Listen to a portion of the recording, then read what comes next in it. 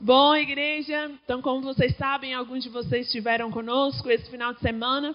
A gente teve escola de líderes e a gente teve a honra, o privilégio de ter conosco esse amigo que é tão de casa que eu esqueci de chamar ele aqui, mas a gente está muito feliz que ele está aqui conosco e a gente só deixou ele voltar para São Paulo amanhã para estar compartilhando um pouco mais da palavra de Deus hoje conosco. Então, nosso amado irmão, pastor Ricardo Bitum, e vai estar compartilhando conosco a palavra hoje à noite. Graças e paz do Senhor Jesus Cristo a todos, amém? Amém. Como é bom ver as crianças, eu não sei o que você sente ou o que você pensa quando as crianças se apresentam. Mas eu sempre fico pensando em Jesus quando ele disse, deixai vir a mim os pequeninos, porque dos tais é o reino dos céus. Da boca dos pequeninos, Salmo 8, versículo 2, da boca dos pequeninos suscitaste força. Perfeito louvor, Jesus fala no Novo Testamento. E quando eles estão louvando aqui, quando eles estão cantando, suscita força, poder, o perfeito louvor se manifesta.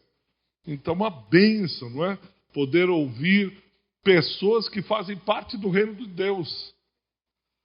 Das crianças, é o reino dos céus, é o reino de Deus. E a gente poder estar compartilhando isso é bom, né? Ver gente que está no reino de Deus falando é bom demais. Graças a Deus, graças a Deus. Você pode dar uma salva de palmas ao Senhor? Adorando Ele, por tudo que Ele tem feito, por tudo que Ele faz. Graças a Deus, louvado seja o Senhor. Louvado seja o Senhor. Bendito seja o Senhor e Salvador Jesus Cristo. Você está animado com Cristo? Animado? Então eu queria que você se colocasse em pé e nós vamos ler um texto. Aliás, são 2 versículos apenas. Está lá, Lamentações, capítulo de número 3. Lamentações, capítulo de número 3. É um versículo muito conhecido, versículo 20, 21, 22 e 23. Eu não sei se tem no telão, não tem, né? Mas nós vamos ler e depois eu leio e os irmãos repetem, tá bom? Ou vamos começar assim, eu leio e os irmãos repetem. Pode ser? Porque às vezes você tem uma tradução, ou tem outra, tem gente que não tem Bíblia, aí todos nós podemos ler juntos. Eu vou ler o versículo 21, 22 e 23. Então eu começo e vocês repetem. Quero trazer à memória o que me pode dar esperança. As misericórdias do Senhor são a causa de não sermos consumidos. Porque as suas misericórdias não têm fim. Renovam-se a cada manhã. Grande é a tua fidelidade. Vamos tentar fazer isso com o versículo 21 apenas. Quero trazer à memória o que me pode dar esperança. Será que nós conseguimos juntos esse versículo? Vamos lá, vamos tentar. Quero trazer à memória o que me pode dar esperança. Vamos de novo? Quero trazer à memória o que me pode dar esperança. A última vez? Quero trazer à memória o que me pode dar esperança. Amém. Pode se aceitar, meu amado irmão. Nós passamos tempos difíceis desde 2020. Começou no finalzinho de 2019, não sabíamos o que era a HIV, não sabíamos o que era o vírus, não sabíamos o que era pandemia, estava por enquanto lá na China, e depois foi para a Europa, e depois Estados Unidos, e aí chegou finalmente ao Brasil. Foram muitas mortes, máscara, vacina, não sabíamos se a vacina ia dar certo ou não ia dar certo. Alguns disseram, eu vou me vacinar, outros, eu não vou tomar vacina. Vimos pessoas morrendo, vimos outros perto de óbito, enfim. Foi um momento bastante complicado. Foi um momento difícil. Voltamos os cultos presenciais, mas aí tivemos que fechar de novo, aí volta, mas não volta, fecha de novo, pode ser distanciamento, segunda dose da vacina. E aí quando nós achamos finalmente que nós como brasileiros íamos aquietar um pouco, aí vem a questão política.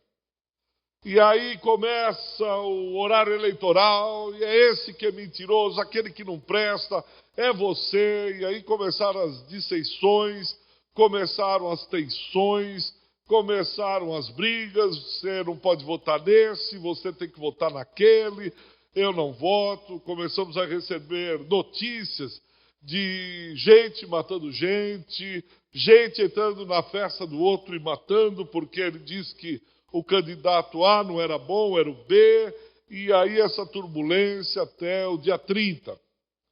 E, pelo que tudo parece, nós vamos no dia 30 eleger um, e depois vamos ter 4 anos daqueles que não foram eleitos, dizendo, tá vendo, eu falei que esse não era para votar, e quem você votou no... E aí nós vamos ficar 4 anos falando, tá vendo, se o outro entrasse, seja ele quem for,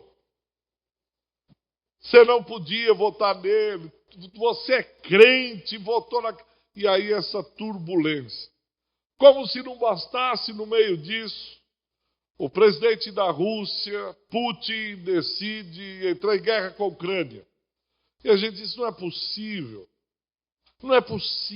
mas já não basta eleição, já não basta a pandemia, agora esse Putin também vai arrumar briga, e será que os Estados Unidos vão entrar, e a Europa entrou, isso vai chegar no Brasil? Não vai assim. E aí quando nós lemos um texto como esse, de Jeremias, um profeta que também passou por muita tribulação, é o profeta que foi levado para o exílio babilônico, um exílio terrível. Não só foi levado para o exílio, como quando ele está no exílio, Deus diz para que ele fique no exílio e ele traga a palavra de Deus ali àqueles irmãos que eram rebeldes, aquela gente que estava lamentando, dizendo como que nós poderemos entoar hinos, cantar cânticos ao Senhor, olhando os rios da Babilônia, como nós cantaremos longe de Sião? Estamos tristes, as nossas harpas estão penduradas nas árvores babilônicas, só há choro, como se não bastasse isso. O povo começa a retornar, alguns querem ficar. Deus diz para ele, para que fale para o povo, para alguns fazerem em casa. E ele, dando a palavra do Senhor, os irmãos jogam ele num poço. Ele diz, mas não é possível. Eu estou falando da palavra do Senhor, eu estou caminhando naquilo que Deus tem para a minha vida. E aí acontece um negócio desse. Por isso que alguns dizem, Jeremias, o profeta chorão. Mas não é que ele era chorão, é que a vida não foi fácil. É que ele está no meio de um exílio, ele está atravessando uma situação muito difícil. E aí, Lamentações de Jeremias, ele escreve esse texto que nós acabamos de ler. Quero trazer à memória aquilo que me pode trazer esperança. Quero encher a minha mente daquilo que pode me dar esperança.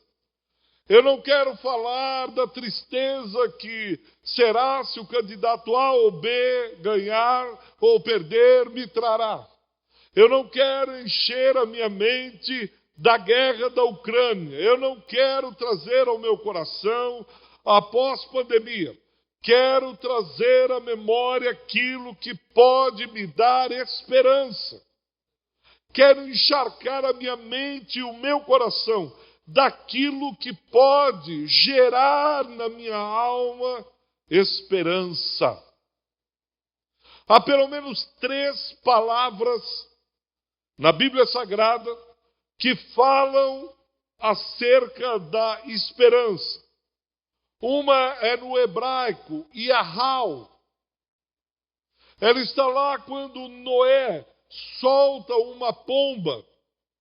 Vem o dilúvio, ele está há meses dentro do barco, da arca, e ele solta uma pomba.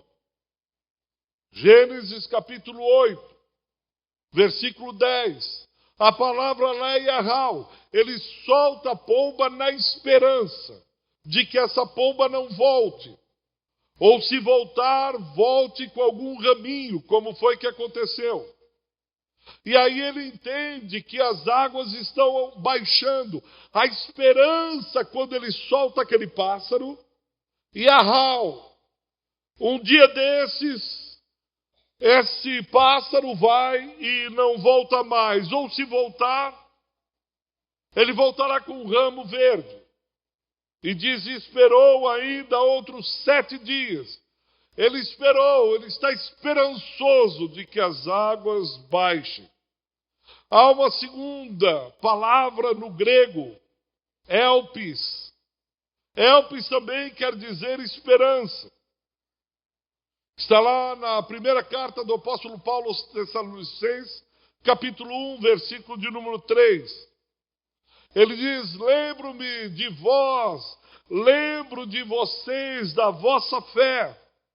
Lembro como vocês eram incansáveis.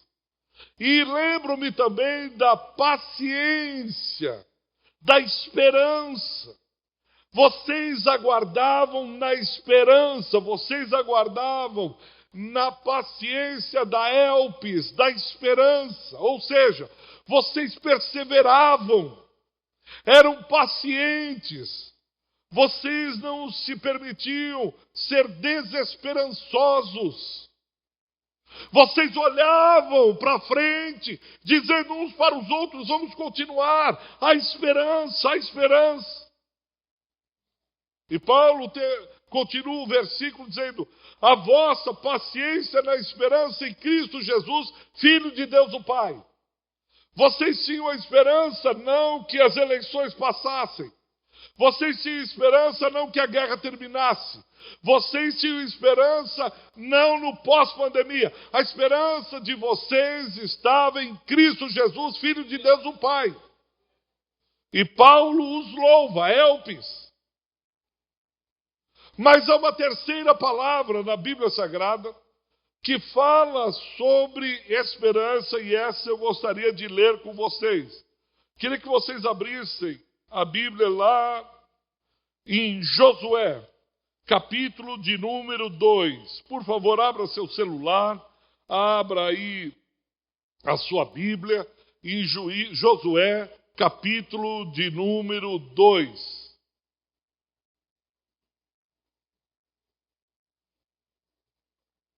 Vou esperar um pouco vocês abrirem. Depois da Torá, os 5 livros de Moisés, vem Josué, capítulo de número 2. Quem encontrou, diga amém. Quem não encontrou, diga misericórdia. Então tá bom, todos encontraram. Versículo 1. De Sitim enviou Josué, filho de Num, 2 homens secretamente, como espias, dizendo, andai e observai a terra e a Jericó. Foram, pois, e entraram na casa de uma mulher prostituta, cujo nome era Raabe, e pousaram ali. Versículo 2. Então se deu notícia ao rei de Jericó, dizendo, eis que esta noite vieram aqui uns homens dos filhos de Israel para espiar a terra. Mandou, pois, o rei de Jericó dizer a Raabe: faze sair os homens que vieram a ti e entraram na tua casa, porque vieram espiar toda a terra. Versículo 4. A mulher, porém, havia tomado e escondido os 2 homens e disse: é verdade que os homens vieram a mim, porém eu não sabia de onde eram. Havendo-se de fechar a porta, sendo já escuro, eles saíram. Não sei para onde se foram. Ide após eles depressa, porque os alcançarei. Ela, porém, os fizera subir ao eirado e escondera entre as canas do linho, que havia disposto em ordem no eirado. Versículo de número 8.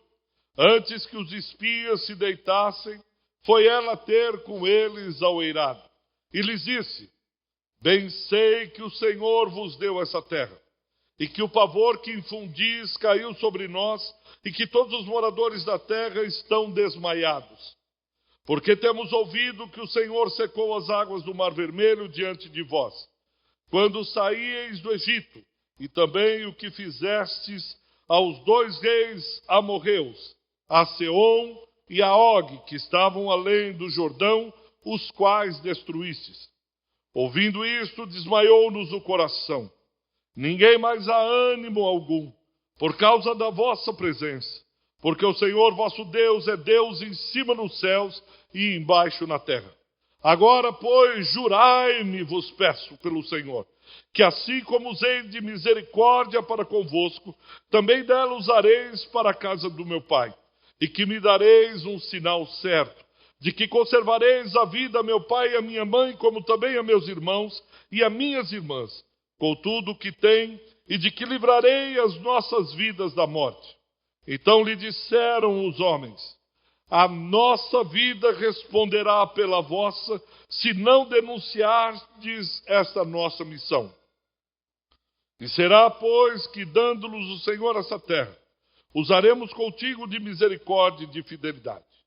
Ela então os fez descer por uma corda pela janela, porque a casa em que residia estava sobre o muro da cidade. E disse-lhes: ide-vos ao monte para que porventura vos não encontre os perseguidores, escondei-vos lá 3 dias até que eles voltem, e depois tomarei o vosso caminho. Disseram-lhe os homens: desobrigados seremos desse teu juramento, que nos fizeste jurar. Presta atenção agora, versículo 18.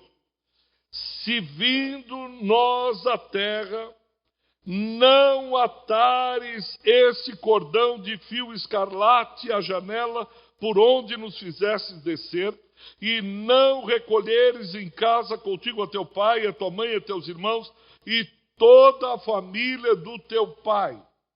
Ele diz àquela mulher, àqueles espias: vocês vão colocar um cordão escarlate, vocês colocarão um tikvar vermelho.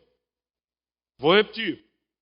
Vocês colocarão no hebraico tikvar, um cordão.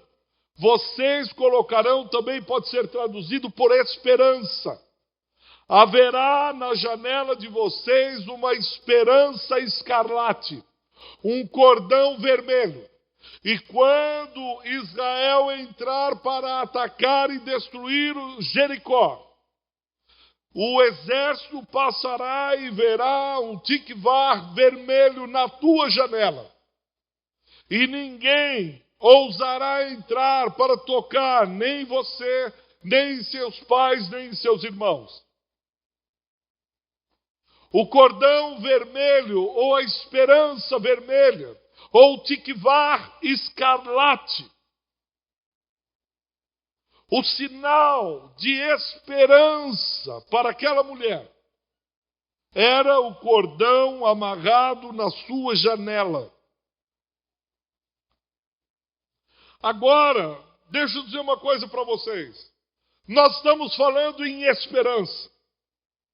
Talvez uma das pessoas que tenha mais autoridade para falar sobre esperança, porque viveu na pele o que é esperança, é Raabe.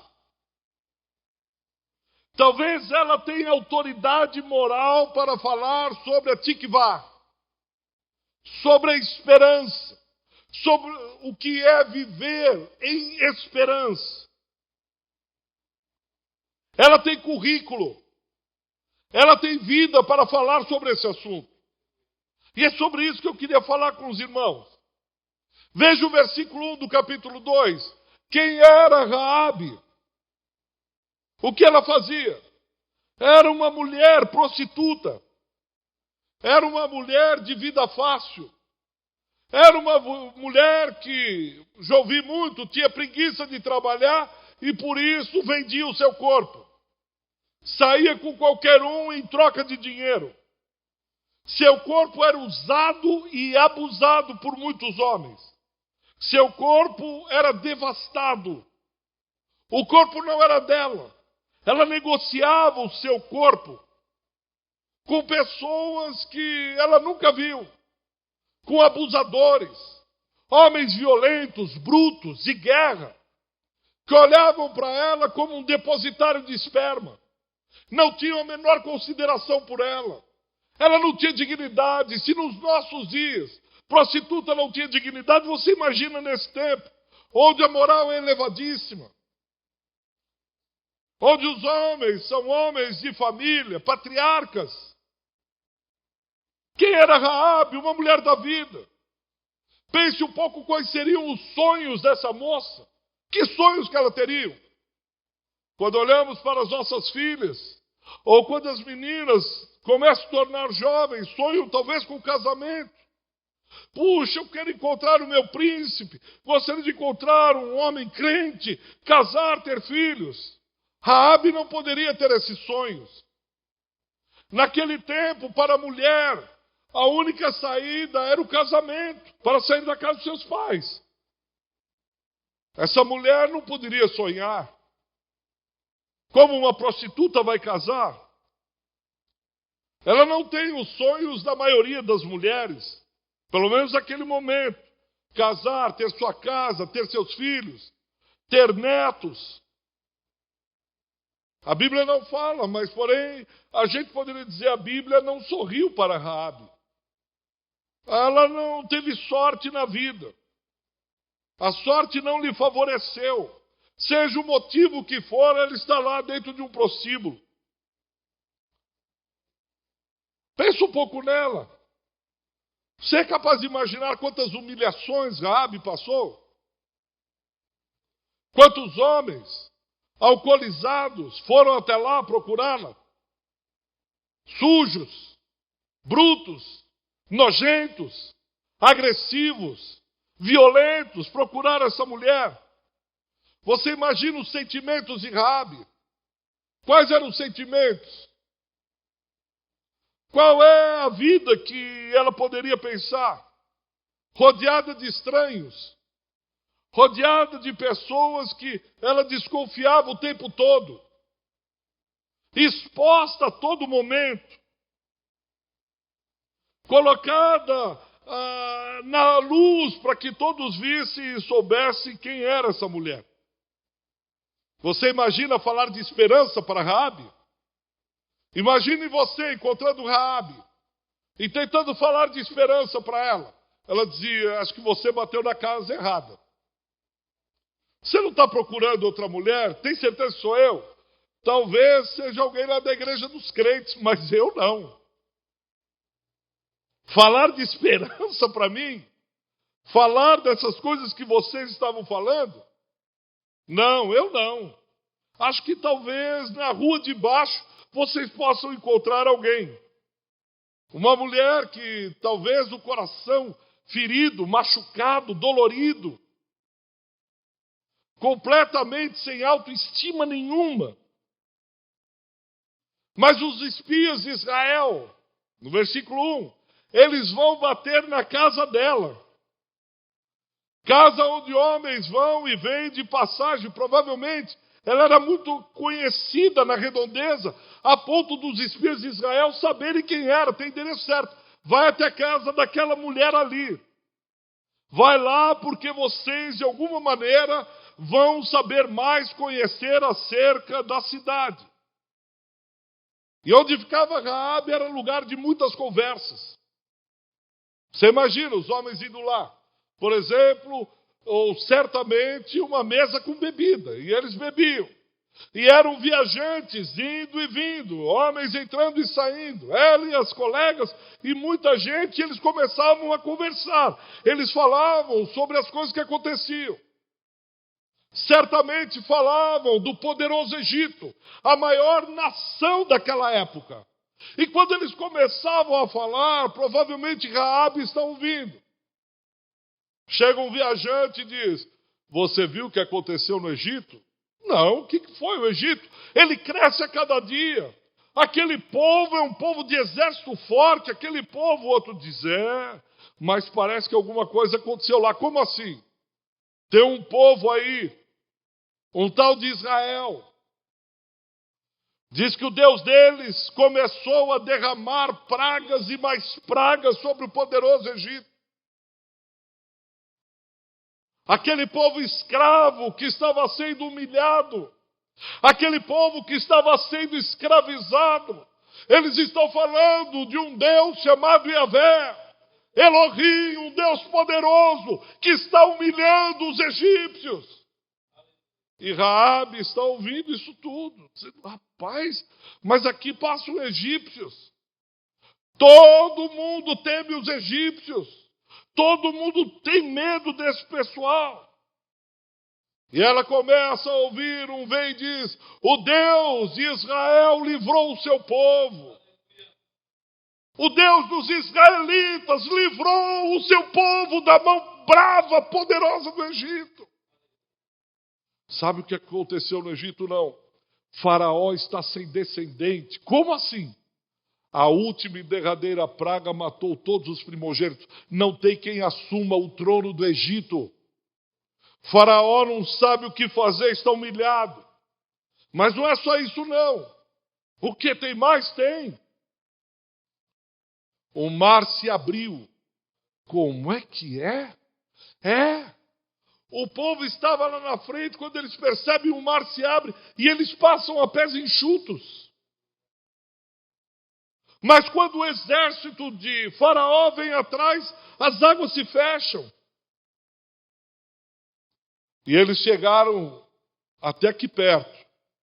E eles estão falando que são um povo da promessa. Que história é essa? Conta mais. Entre mais um gole de bebida e outro, eles começam a dizer. Cacheiros viajantes, gente que vendia peças e diz, olha, eles estão chegando aqui perto. Raabe está ouvindo acerca dos feitos do Senhor. Raabe está lá trabalhando, mas ela está ouvindo todas essas coisas. Veja o versículo 9. Ela diz, bem sei que o Senhor vos deu essa terra e que o pavor que infundis caiu sobre nós e que todos os moradores da terra estão desmaiados. O que o Deus de vocês está fazendo é um Deus terrível, grande em força, poderoso entre as nações. Eu tenho ouvido o que esse Deus tem feito. Deixa eu fazer uma pergunta para você. O que é que você tem ouvido? Você conversa com muita gente. Você fala com muita gente. Você escuta muita conversa. O que é que você tem ouvido? Talvez se perguntasse para você, o que será que aquela prostituta Raabe está ouvindo? Deve ser só bobagem o dia inteiro. Essa mulher não presta atenção em nada. Essa mulher só quer saber da vida dela. O quê? Não mesmo. Ela está ouvindo dos feitos poderosos do Senhor. Romanos 10:17 diz, a fé vem pelo ouvir, e ouvir a palavra de Deus, os feitos do Senhor nosso Deus. Eu pergunto, o que você tem ouvido nas redes sociais? O que você tem ouvido na televisão? O que você tem ouvido na sua casa? O que você tem ouvido entre os seus familiares? O que você tem ouvido das Sagradas Escrituras? O que você tem ouvido no TikTok? O que você tem ouvido no Instagram? O que você tem lido nos jornais? É isso que está indo para dentro do seu coração. Talvez seja isso porque nós estamos perdendo a esperança. Porque nós estamos ouvindo palavras que não edificam, palavras que não levantam, palavras que não têm nada, absolutamente nada a ver com Deus. E nós somos o povo da promessa. Quais são os grandes feitos que Itapipoca tem ouvido da IPRAB? Quais são os grandes feitos que Itapipoca tem ouvido quando entram em vossas casas? É isso que vai gerar esperança nessa região. É isso que vai gerar esperança nesse bairro. É isso que vai gerar um avivamento nessa cidade. Quando eles começarem a ouvir os grandes feitos do Senhor, e os poderosos do Egito cairão um a um, porque é um povo que está ouvindo o que Deus tem para dizer. Mas não é só isso que Raabe ouve. Veja o versículo 10. Ela diz: eu também ouvi o que fez aos deuses dos amorreus, Seom e Og. Eu vi como as coisas estão acontecendo no meio do povo. E sabe o que é mais incrível? É que Israel não tem exército. Eles não têm, o prefeito não é da IPRAB. O prefeito não é crente. O governador não é crente. O presidente não é crente. Os vereadores não são crentes. E parece que eles se levantam como um exército e eles vão derrubando um a um dos poderosos. Que povo é esse? Quem é esse povo? Como pode? Um povo fraco, simples. Uma mulher dentro de um prostíbulo. Que isso? Como é que isso pode acontecer? Raabe vai dizendo: eu tenho ouvido, veja o versículo 9 e 10. Eu tenho ouvido que o Deus de Israel tem feito. Eu tenho ouvido o que Deus de vocês está fazendo. Quem era Raabe? Era uma mulher que ninguém se interessava. Era uma improvável. Era uma Zé Ninguém. Você já se sentiu assim? Pequena, pequeno, fraco, indefeso. Eu não posso, eu não consigo, não vai dar certo. Raabe nasce e a Bíblia diz que ela está num prostíbulo. Provavelmente ela ouve de Deus, mas não sabe nada acerca de Deus. Mas mal sabe Raabe que Deus, desde o ventre da sua mãe, está visitando Raabe. Mal sabe Raabe que Deus ouviu o choro dela à noite. Raabe ainda não sabe, mas Deus está vendo as humilhações pelas quais ela tem passado. Deus sabe quantas palavras duras, quantas palavras difíceis ela teve que engolir a seco. Ela não sabia que Deus é o Deus Todo-Poderoso, mas também é o Deus que ouve o choro de uma mulher, de um Zé Ninguém, de um qualquer. Como o senhor sabe disso? Porque Deus manda os seus mensageiros até um prostíbulo. Talvez um santarrão olharia e diz: que é isso, pastor? Deus está na igreja. Deus está na casa de oração, Deus está aqui, mas Deus tem os seus mensageiros e esses vão em lugares onde o inferno estabeleceu o seu poder, e lá eles vão e dizem: há um Deus que liberta o seu povo, há um Deus que olha para a mulher humilhada, há um Deus que se compadece de alguém que está lá na esquina. Eu pergunto a você: Deus tem os seus mensageiros aqui? Os mensageiros de Deus têm entrado em lugares onde homem nenhum entra, senão com intenções dúbias. Os mensageiros de Deus aqui têm palavra para lugares onde o Estado não quer entrar, os santos não querem entrar, os bonitinhos não querem entrar.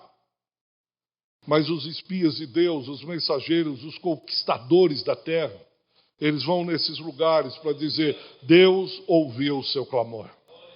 Você nem esperava que um dia Deus iria te visitar. Mas nós viemos aqui trazer uma mensagem a você. Nós viemos na tua casa, porque é a partir daqui que começará a conquista. Em 1914, a Assembleia de Deus, através de uma mulher chamada Maria de Nazaré, chega no Ceará. Sai de Belém do Pará, onde chegou em 1911 Daniel Berg e Gunnar Vingre. E 3 anos depois, 11 irmãos são expulsos da igreja que frequentavam. E Maria de Nazaré sai de Belém do Pará e vem para cá e começa a orar. Quem é Maria de Nazaré? Talvez muitos aqui nem saibam. Mas essa mulher veio trazer a fé pentecostal para o Ceará. E dela hoje uma das maiores igrejas do Ceará, a Assembleia de Deus, começou porque essa mulher, Zé Ninguém, que ninguém sabia quem era uma mulher cheia do Espírito Santo. E ela disse, essa fé precisa ir para o Ceará precisa ouvir da fé pentecostal. Talvez alguns olharam para Maria de Nazaré, uma senhora baixinha, morena, humilde, mal sabia ler e escrever, e disse, Maria de Nazaré, meu Deus do céu, precisa ser um homem forte, valente, que conheça a Bíblia, que cante bem, precisa ser um homem bruto, robusto, mas você, baixinha, pequenininha, fraquinha, você acha que você vai aguentar o tranco do Ceará? Logo tu, Deus escolheu. Quem é você, Maria de Nazaré?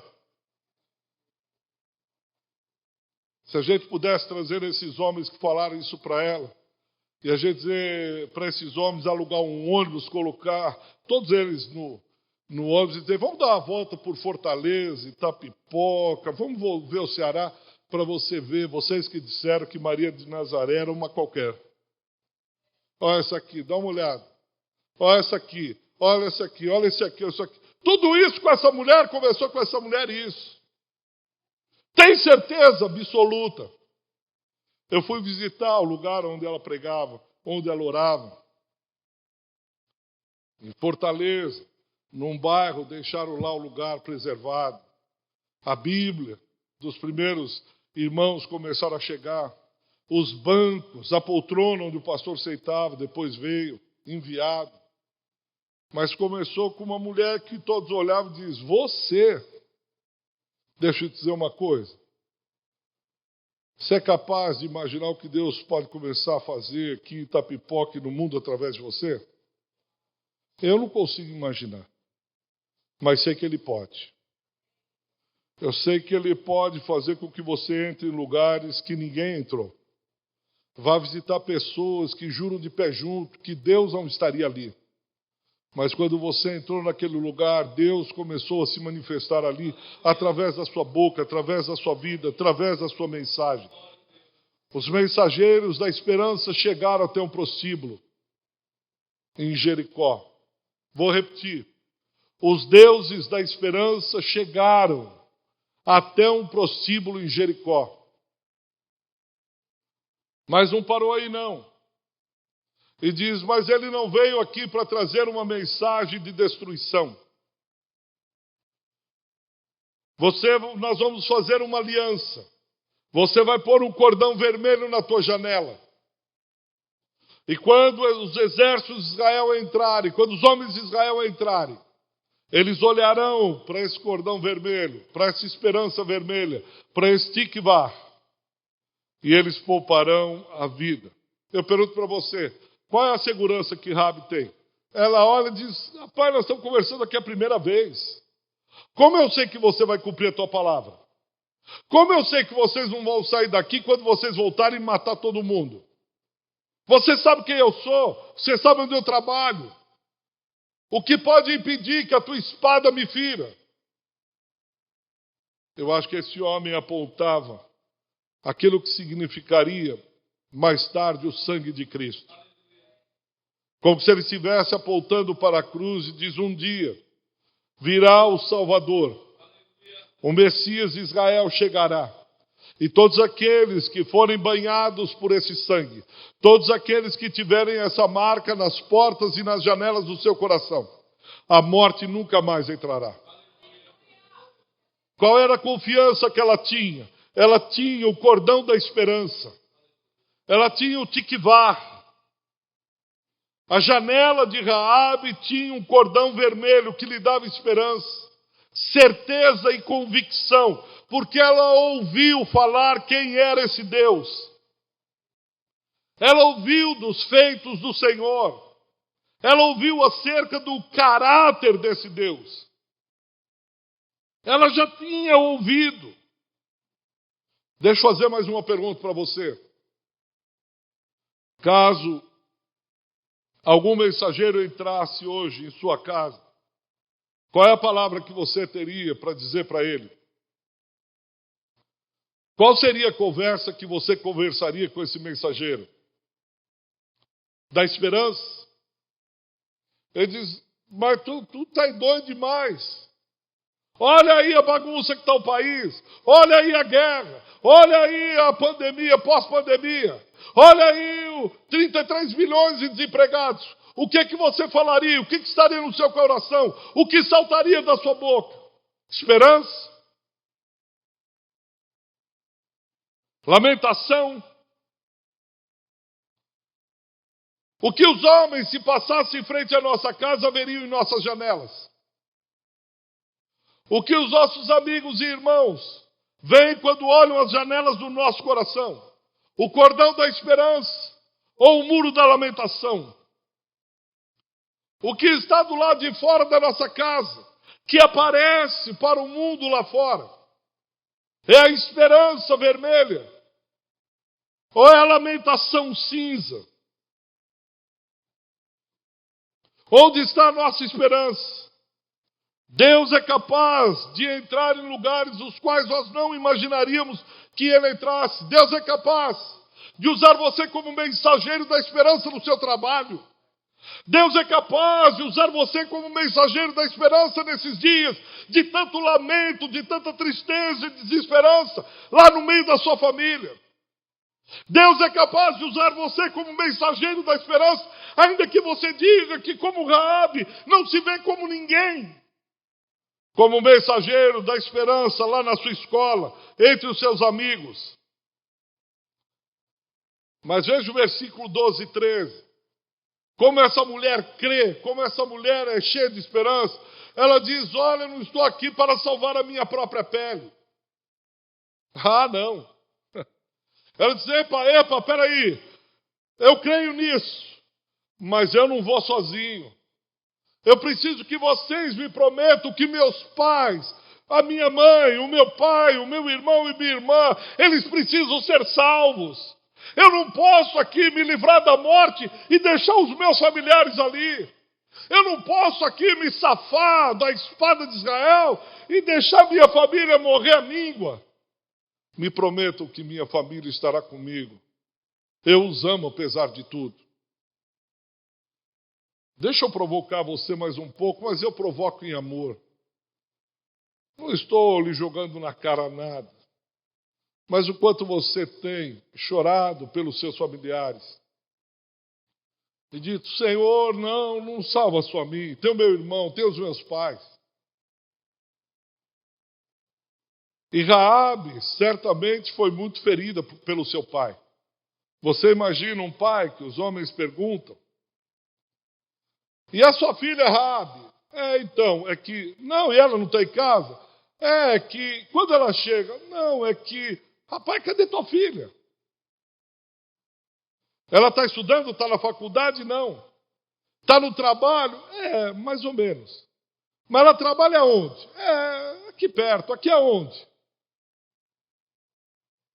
O que o pai dela responderia? Você imagina o que ela tenha ouvido do seu pai? Os amigos dizendo, olha lá o João, a filha dele é uma prostituta. Você acha que isso fere o coração de um pai?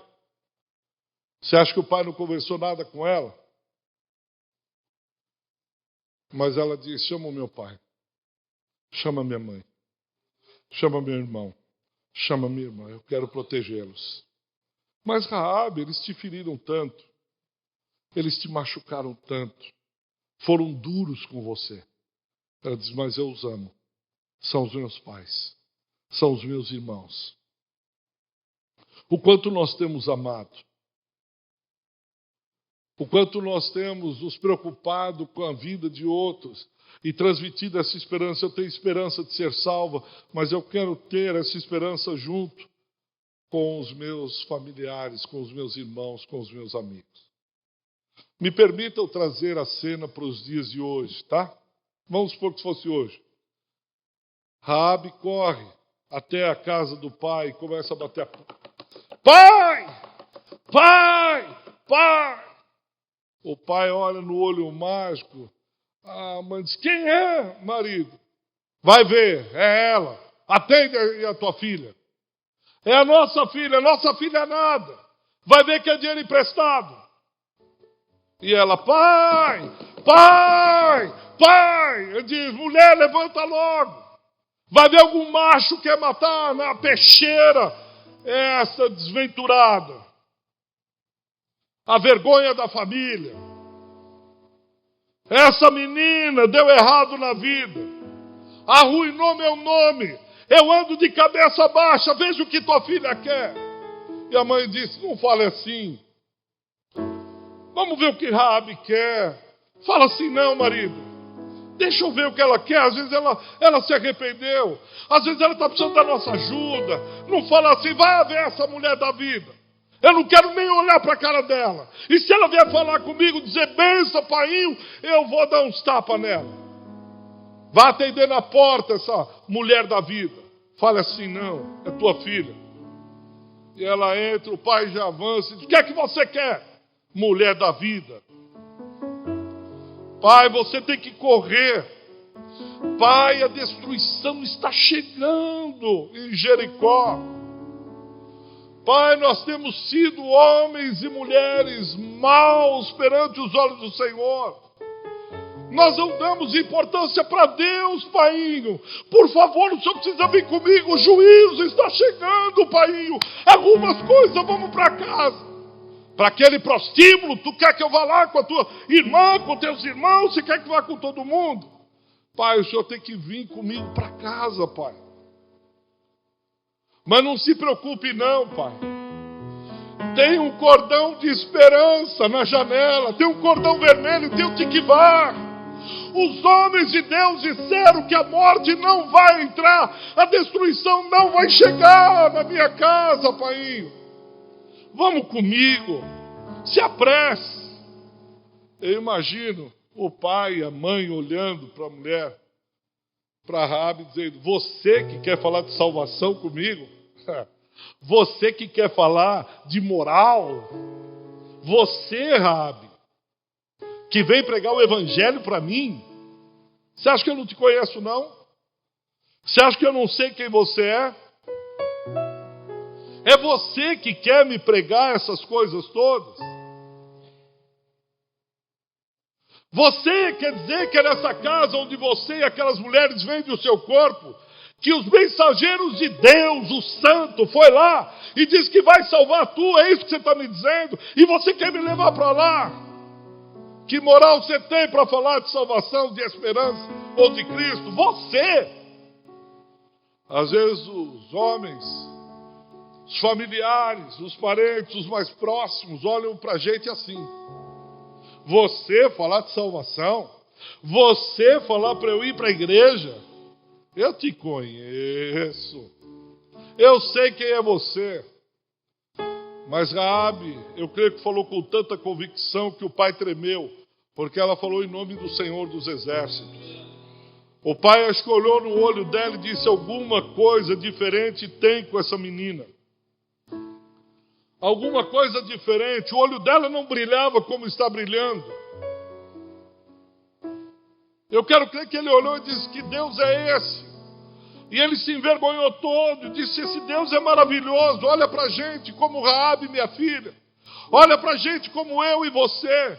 Olha para a gente que está nas esquinas, se drogando, cheirando pó. Olha para a gente que está se prostituindo. Olha para vagabundo, olha para ladrão, olha para santo. Ele olha para todo mundo.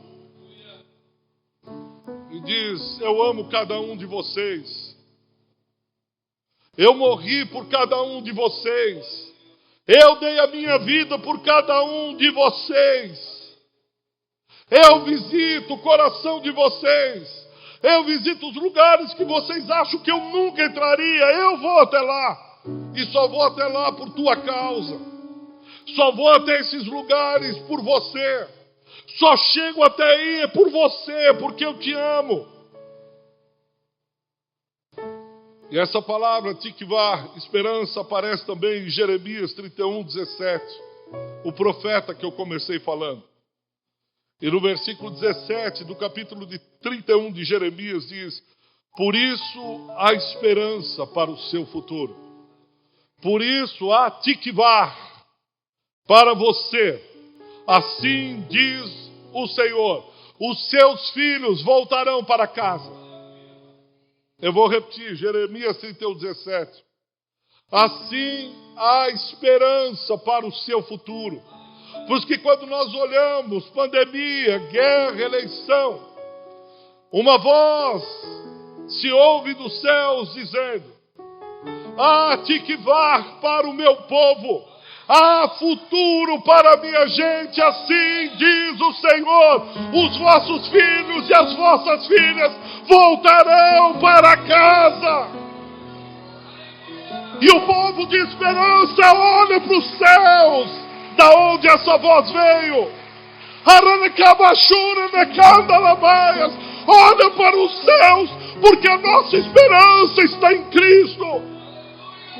A nossa esperança está no sangue do nosso Redentor. O cordão vermelho da graça está fixado no nosso peito. Por isso nós podemos dizer que a morte não nos visitará, simplesmente porque fomos poupados por seu amor. A tikvah de Deus hoje está aqui. A única esperança que eu e você podemos ter. O único Deus ao qual nós podemos nos agarrar. E eu quero fazer um apelo, um convite. Se você está desesperançado, olha para o seu futuro e pergunta o que será, onde esse negócio vai dar, o que é que eu faço agora, para onde eu vou, minha vida acabou. Hoje o Espírito Santo de Deus está aqui. Hoje os espias de Deus estão aí no seu coração falando, dizendo acerca da esperança que é em Deus. E se você nunca fez um gesto dizendo: eu aceito esse cordão vermelho da graça, eu aceito esse sangue, é o momento agora.